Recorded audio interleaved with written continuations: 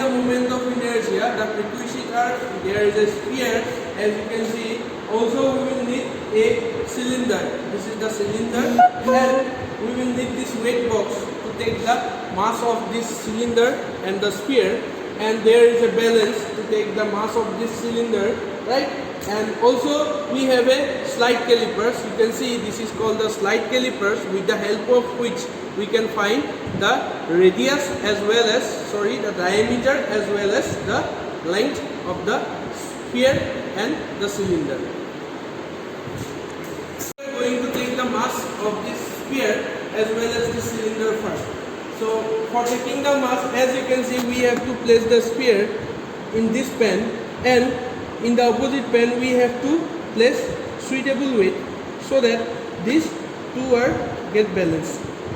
So to check, you have to see this particular pointer, and this particular pointer should be exactly at the middle. Whenever it is at the middle, then we can say this particular sphere will be balanced by the weight which you are placing on the pen.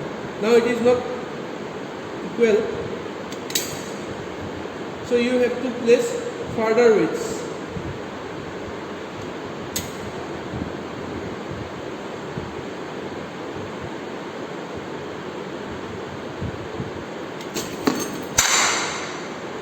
We are going to find the mass of this particular cylinder. After taking the mass and taking the readings, we have to note down the masses of the sphere as well as cylinder. Next will be the length of this cylinder. To find the length of this cylinder, we are going to need a slide calipers. As I have told you earlier, to find the length of this cylinder, we have to place this cylinder exactly in between the two jaws, and we have to check for the main scale reading as well as the vernier scale reading, with the help of which we are going to measure the length of this cylinder. In the same manner, while finding the diameter, from which we can finally find the radius of the cylinder. So you have to place the cylinder exactly in between the two jaws like this. Again, at this particular position, you have to note down the main scale reading as well as the vernier scale reading, and you have to note down those readings, and you have to take at least 3 times by changing the position of the cylinder, right?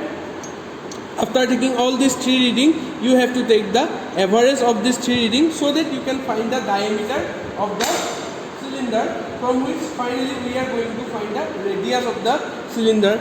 Similarly, in the same manner, to find the diameter of the sphere, you have to place the sphere exactly in between the two jaws, just like this.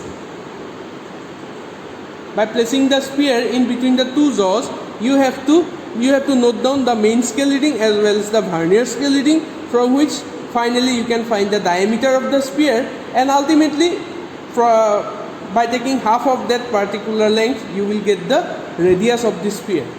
So after finding the length and radius and also the mass of the sphere, we have to note down all those particular readings in our notebook. After that, next we are going to find the time period of this cradle. We call this as empty cradle, although there is a mass here, but we have to take it as empty cradle. So before going to find the time period, you have to take this just as stationary, and after that you have to give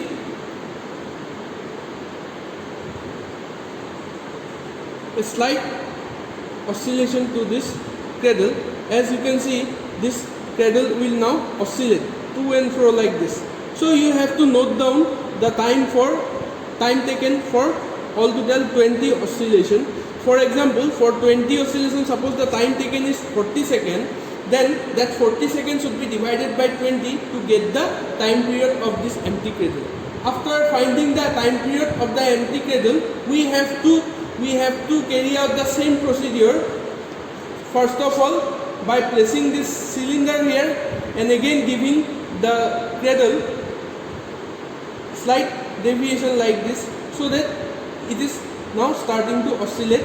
And as before, as we have done for the empty cradle, we have to take the time taken for 20 oscillation, then that particular time should be divided by 20 to get the time period of this empty cradle. But now with this cradle plus cylinder.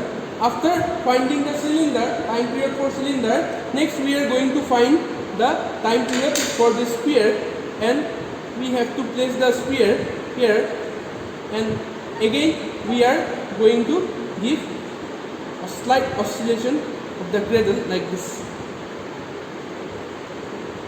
Again we have to find the time taken for this oscillation to complete 20 oscillation, and that after finding that particular time we have to divide that time with 20, so that we are getting the time period of the cradle plus sphere.